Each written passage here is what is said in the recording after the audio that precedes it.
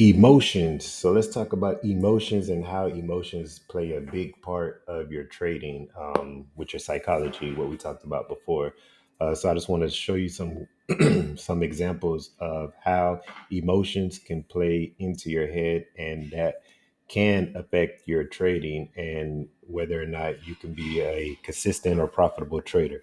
So I just want to show you this real quick. So let's put our risk to reward to it. So we got an entry right here. So let's say, for example, we put our stop here below this swing or at the swing, and we're going to put our entry right here at the gap. Okay, so this is our stop loss down here, the red area. This is our entry where it says entry point. We have TP1, TP2, 3, 4, 5, etc. Right?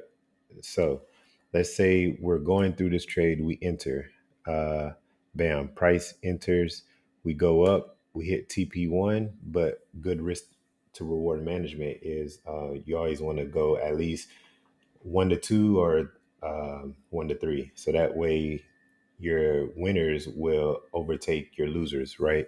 So if we're looking at this, we're in the trade and we're up good. We hit 640, but that's not our 2 to 1 yet because that matches our stop loss. So we hit this and we're like, okay, cool. The trade is going in our favor. Um, we're up a good amount of money, and now price does what? It comes down and it goes all the way back. We were just up $640, and now we're back down to zero, and then we go negative, right? Because price is pulling back. So at this moment, you're probably thinking like, "Oh man, I was up $640. Now I'm negative. I'm going to get out the trade, right? So let's say, for example, you got out the trade right here when it pulled back because your emotions got the better of you, because you didn't trust the process, you didn't trust your strategy, your confidence, your emotions took over. And now, if we look, price came right back when you got out right here, price came right back, and you would have missed out on your target, right? So if you look, price came back. It pulled out a lot of people because the big whales or the market movers, like the institutions and the banks, they know that people are emotional traders, especially retail traders.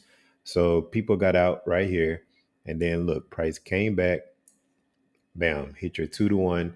You would have made an extra $640, $1,280 total on it, and instead of trusting the process and trusting your strategy and not letting your emotions get the better of you, you took a loss right here because your emotions got the better of you, right? And if you would have just let your trade play out, price came all the way up here, almost hitting the 3 to 1, right? And if we scroll even more, some more emotional traders would have got out here, and look, price came hit 3 to 1. That's another $640. So you would have made close to 2,000 right there.